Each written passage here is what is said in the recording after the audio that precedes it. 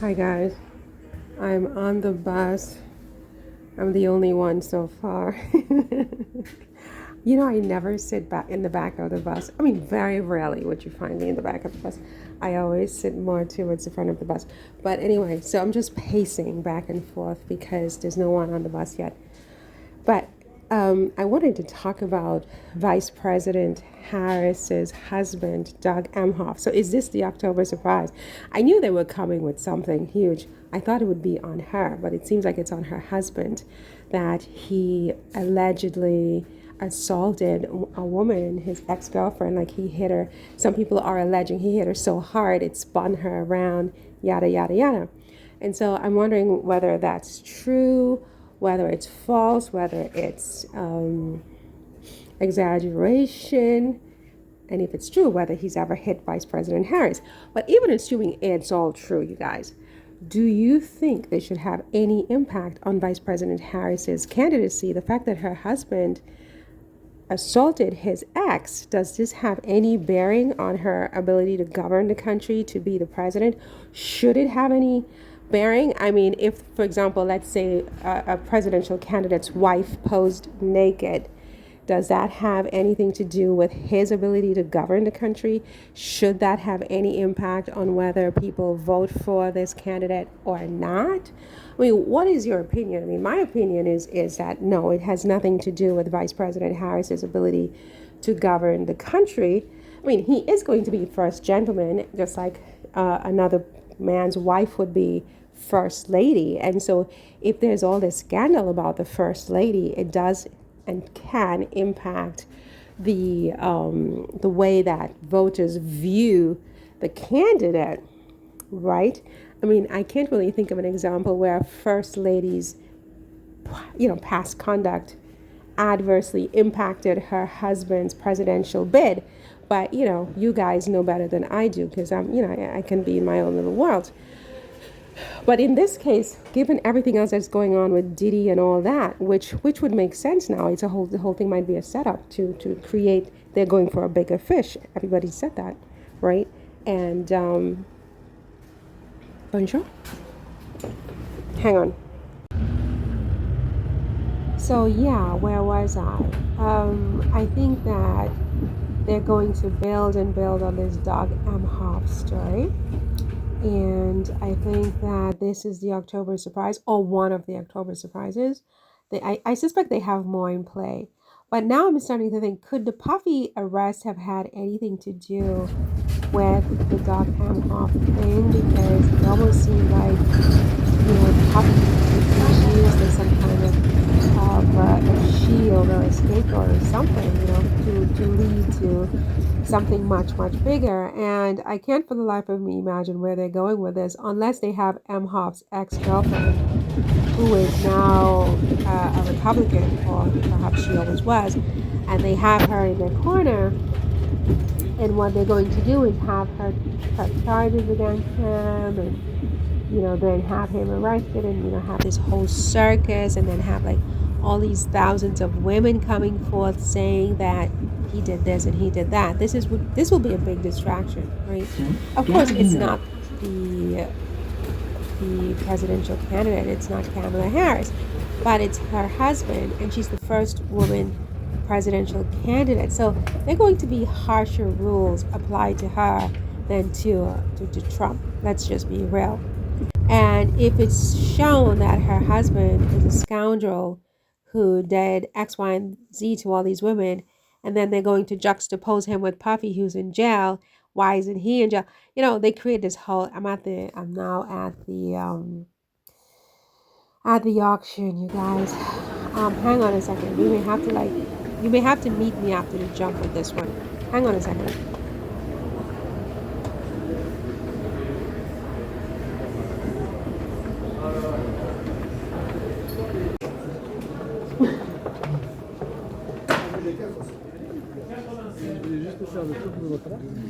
Le numéro 21, l'autre coussin, brodé, monogrammé d'un B, je fais un clin d'œil à la droite, et c'est pris dans les bondus, P comme bondu à 50, ici, bien sûr. À 80, nous sommes, c'est sur Internet. Une personne qui s'appelle P. 80 sur Internet, Jadju, 100. Un outsider, 150, monsieur. Vous n'êtes pas l'homme que vous êtes non. À 150, c'est ici, sur Internet. Il a disparu. Adjugé, 150. 87, 95. Et Garcia, on va commencer à 300. 300, il s'est pris, je vais faire un cadeau. 300, 400, 500, 600, 700. À 700 déjà, nous sommes à pas de cadeau aujourd'hui. 700. Quelqu'un qui blanche à 2000. 1000. À 1000, nous sommes. À 1000, nous sommes. Pour ce bout de canapé, 1000. À 1000, j'ai dû. J'ai 1000. À 100, 50, 200. 200, nous sommes. 50. Quand on hésite, c'est qu'on en veut. 80. 180. Contre vous. 300. 300. À 300 sur le net, j'ai dû. Quelqu'un qui est en charge de 300. Pas de tranché à 300. J'ai 300. 93, 87. Le numéro 24.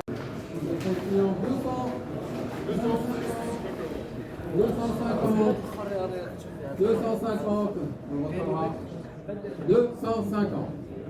Personne qui va 80. 80, 280.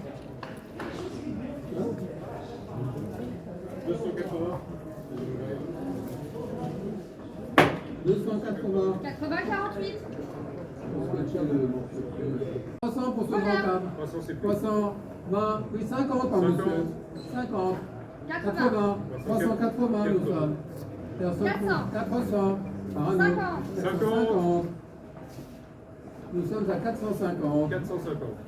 Une petite terceuse à foie à charbon, une bassine à bouffe, une cuve à chaudron, une petite théière, un petit chaudron, un petit plateau de service, une lampe à huile, un gobelet, et on y joint un démon. Eh bien, 20 euros. Un 20 Un au prix 20. du cuivre. 100. 80, 100. À 100 au prix du cuivre. Eh bien oui.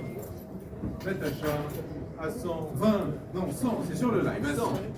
À 100, on renonce, on salle. À 100. À 100, je juge. 50. Passe de téléphone avec Maria pour l'instant, qu'ils sont à 150. 150, c'est bien vu. À 150 sur mon live. Pas ici, à 150. On renonce, 150. 150. Le 90. La vie privée des gens. 67. À 100, c'est sur le live. 120. 120 devant moi pour l'instant, à 120. 120 contre vous dans live, 120 c'est ici en salle. À 120. J'ai vu à 120. 150. 150.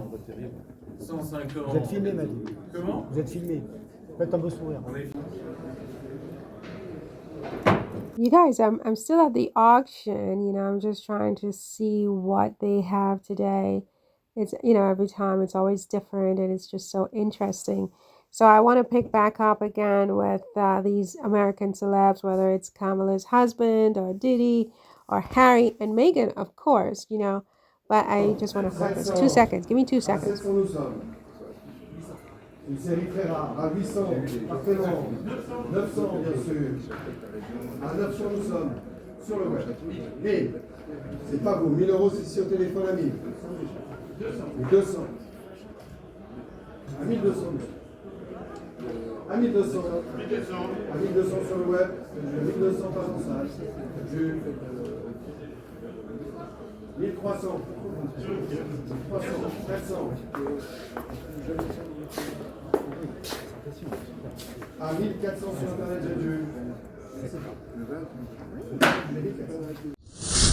Okay, you guys, so that was really, really interesting. So what was I talking about? I was talking about Kamala Harris's husband, Doug Emhoff, and I'm thinking that they have they're weighting him with some kind of October surprise or October shock, if you will, and they have something up their sleeve. I always believed they would do that, something at the last minute. We have 4 weeks before the election, exactly 4 weeks. What are they coming up with? I think if they can't find anything on Kamala, they're definitely going to find something on her husband. But like I said, I don't think anything that her husband has done or did should have any bearing on her ability to govern, on her qualifications to govern, etc., etc. Look, all that being said, we are, October 3rd, whatever it is, October 4th, I'm not even sure. And I'm still very, my expectations for Kamala are still very, I'm still very, I don't even know what the word is. I hope she wins, but I would be more surprised if she wins than if she loses. If she loses, I wouldn't be surprised. If she wins, I would be both happy and surprised. I do think that the powers that be are going to work overtime to make sure that someone like her does not win the presidency. And for that reason, I think that the Democrats were naive to put her up as the top of the ticket, and not just because she's a woman, but certainly the fact that she is a woman is not something that helps her at this time in the history of the country and of the world and of the human experience. But look, I mean, other countries have had female leaders. England has. They've had a couple of female prime ministers. You have countries in Africa that have had female prime ministers, countries, I think, in Australia, down under, whether it's Australia or New Zealand. Might have been New Zealand. You've got a Scandinavian, I think, who was the leader of her country. And down in South America, you also have a female leader, one in not Colombia, but maybe Mexico. You have Italy, who's the prime minister's female. So this is changing, obviously. Obviously, America is one of the last countries to elect a woman, and it could happen this year. It could happen this year. Just talk to me, as I have always said, on November 6th, the day after the elections, because, even though I think America is way overdue, and obviously there will come a time when America does elect its first female president, I'm not going to tell you that I'm particularly gung-ho or optimistic that this will be the year. I hope for everybody's sake, that this is the year, because I do think if Trump becomes president, and I don't hate Trump. I've always said that. I don't hate him. I can't hate him. He's just too interesting. He's too, sometimes I think he's kind of funny. And I know that a lot of people don't find him at all funny. But I mean, who says things like they're eating cats, they're eating dogs, they're eating the pets? I mean, who says that? Who says that, right? So it's stuff like that makes it impossible for me to hate Trump. But I don't want him to be president again. I think one term was enough. I mean, when he won, I voted for Hillary because I'm a Democrat, and I really felt like he didn't have the temperament. But once he won, I was like, you know what? Okay, he's the president. I went with it. I tried to see the positive, and I do think that he had many good points. You know what I mean? There were some things that I actually agreed with Trump on, and others that obviously were just like, oh my God. And it was interesting. There was never a day that it was boring. Never a day, and he's an exciting man. But it's like one of those things where, it's like you have this like boyfriend, lover, or whatever. It's very, very exciting. It's very interesting. But there comes a point where you're just exhausted from the whole thing. And it's kind of like, it's been wonderful. It's been interesting, but I never want to continue. I never want to have this experience again. Please find yourself something more appropriate. I'm not it, and you're not it for me. I'm not it for you, and let's go on our merry way rejoicing. It's kind of like that with Trump for president. I don't want him to be president, but I do think that it's very, very possible. I mean, especially when you look at the polls, even after the debate where she literally, submerged him under like Hurricane Helen, they're still neck and neck, and that should tell you a lot about people in, the American voters and how they are. So I wouldn't be surprised if they elect Trump again. But I hope I'm wrong. I hope on November 6th, I'm completely wrong for everybody's sake. That said, what are they going to do with Doug Emhoff? What's going on with that? Where is that going to go? We'll all have to just wait and see. So what else is going on? So there's Puffy, and apparently he has changed he hasn't changed, but the judge on his case has been replaced. The judge that basically denied the $50 million bail? Out of the blue, he was replaced by another judge who sounds kind of Armenian. He has like an Armenian last name. You know, he probably knows the Kardashians or something. I don't know. But this guy has replaced Judge Carter in the Southern District of New York. And we know that Puffy is on the brink of making a third appeal for bail. Like he's trying a third time to get bail, right? So with a new judge, with a new perspective, it's possible that he could get this bail. I mean, who knows why that judge was appointed? Who knows why the old judge was removed? I mean, we don't know. I mean, I think the old judge apparently likes to recuse himself in many different circumstances, and we don't sort of know why he recused himself. No one seems to know what is going on with that, but he has been replaced. And so, what do I think that means for Puffy? I think, look, it's possible. I mean, I'm not going to say that it's likely or that it's going to happen, but certainly it is possible that with a new judge and a new perspective and a new law clerk and all of those things, that he could get out on bail. Should he get out on bail? I think if he understands that he can't mess with witnesses in the case and that he understands that, you know, he's a flight risk and he can't get on an airplane to go anywhere, perhaps nowhere, not even in the United States, then yeah, probably he should be bailed. I mean, on with these charges, I mean, I don't really have a big problem with him, being out on bail pending the outcome of the case. Although if he doesn't get bail, it might be okay to just, because he should be incarcerated for at least a year for what he did to Cassie. So you figure if he has to stay in jail while the case is pending, at least he gets acclimated to it. He gets used to it. And so he can, if he's acquitted, he can be just sent home based on time served versus if he gets out on bail for these charges, but then he's convicted of lesser charges and he has to do a year or two in jail. So he has to go back into prison, I should say, for a year or two. It's going to be more depressing, I would imagine. So on a certain level, if he just stays put, does the time, and then at the end he gets out for time served, while they do all the motions and they do the trial and so on and so forth. I mean, I don't know. But I mean, it certainly is very, very interesting that the judge on his case has been replaced. I mean, I think that's huge. That's mind-blowing. Although, people have said that these things happen quite a lot because Puppy wants a speedy trial and the judge's calendar may not allow him the time to actually hear this trial within the next 6 months. And so people are saying that that's probably all that it is. Chances are there's probably more to it than just that.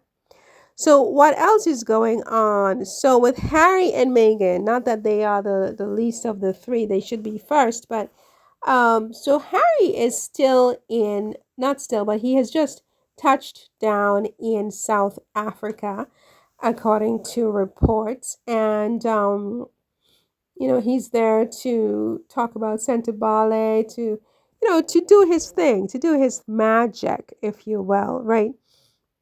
He's the Duke of Success, okay? And he's there to do his magic. And so he's in South Africa and he's meeting with all of the powwowers and the VIPs and so on and so forth. And it's just really, wonderful for Harry. And he's missing his wife and his children, of course, and they are missing him, I'm sure. And so there is that, the UK press continues to be just ridiculous. And, I saw on, I think it was Sussex Family TV, where he was saying that there were these two journalists who admitted that the reason they have treated Harry and Meghan so badly is because, they were hurt when Harry and Meghan decided to leave, or Harry in particular, because Harry really was their baby, The royal family is like their little babies, their puppets, they pull them on strings, they own them after all. And so they feed them, All they right, so clothe them, they keep them in today palaces. I'm It's trying like to they belong to the British people, make you some know. meatballs and mashed So potatoes for lunch today. apparently when Harry left, it was Oh just my like, gosh, you know what I need? how can you leave when we I think have this will given you help to make it so that we everything? We bring it give you together. everything. And Do you how do you concur? just turn around and I think just, I need to stop you it there. know, Oh my god, it's a just, disaster. Oh you my know, kick god. us into the curb like this, you know? So there's that. And so they're saying that that's why they were hurt, and that's why they've been treating Harry and Meghan that way. I think the Sussex Family TV covered that today. And is that a piece of tomato there? Anyway, listen, guys, I'm having a martini. Okay, I don't usually have martinis, but I saw this really interesting martini in the supermarket. So I bought myself one, and you know what? It's not bad. In fact, it's very good because it's very, very sweet. See you in the next one. Take care. Bye.